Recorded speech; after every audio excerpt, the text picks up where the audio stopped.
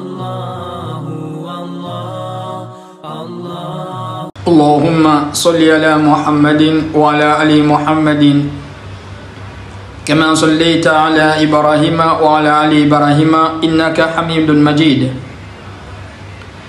وبارك على محمد وعلى آل محمد كما باركت على إبراهيم وعلى آل إبراهيم إنك حميد مجيد. Dans les frères en islam et les frères en Adam, Allah il nous a créé alors qu'on n'était rien. هل أتى على الإنسان حين من الدهر لم يكن شيئا مذكورا إن خلقنا الإنسان من نطفة أمشاج نبتليه فجعلناه سميعا بصيرا. هل أتى على الإنسان حين من الدهر لم يكن شيئا مذكورا. S'est-il écoulé un laps de temps, on ne pouvait pas mentionner l'homme. Il y a un moment où Jésus n'était pas là. Il y a un moment où Abraham n'était pas là.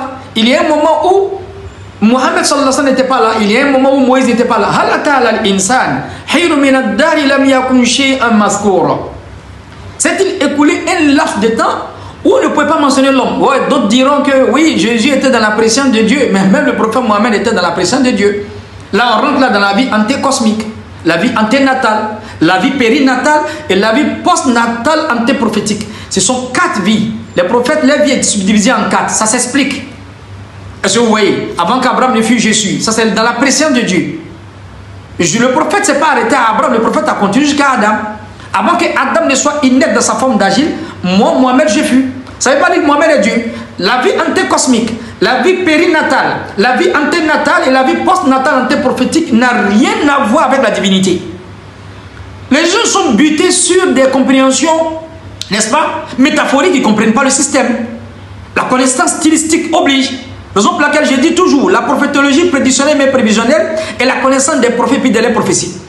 Donc quand tu n'as pas une connaissance stylistique pour comprendre les métaphores, les allégories, la terminologie prophétique, n'est-ce pas, la métaphore intellectuelle, les gens ils seront toujours égarés, mal garés. Donc la vie antécosmique, comment ça s'explique? La vie anténatale d'un prophète, la vie périnatale, la vie postnatale antéprophétique, ça s'explique comme le dit Maître Méhité Mahmoud. Ce sont les vies des prophètes. Mais s'est-il écoulé un laps de temps, on ne pouvait pas mentionner l'homme. Inna khalaqna al-insa min nutfat amshajin nabtalihi faja'alnahu sami'an basira. Allah dit on a créé l'être humain d'une goutte vile. Là on ramène à l'embryologie, ou bien l'embryogenèse, la discipline scientifique qui étudie quoi, n'est-ce pas, la formation, n'est-ce pas, des créatures, n'est-ce pas, depuis leur formation jusqu'à leur éclosion, pour certains d'autres jusqu'à leur accouchement. Donc quand on parle d'embryologie ici, on veut parler sous l'angle en fait de l'être humain. Donc Allah il parle de l'homme ici. On ne peut pas mentionner l'homme. Je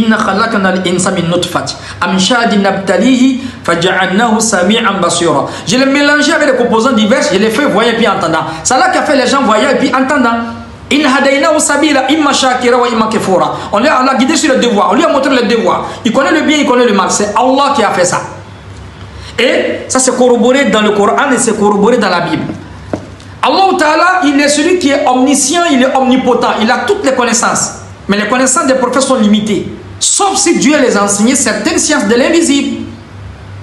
Dans la sourate Luqman, qu'est-ce qu'elle a dit? Inna Allah indahu ilmu sa'a. A lui la connaissance de l'heure.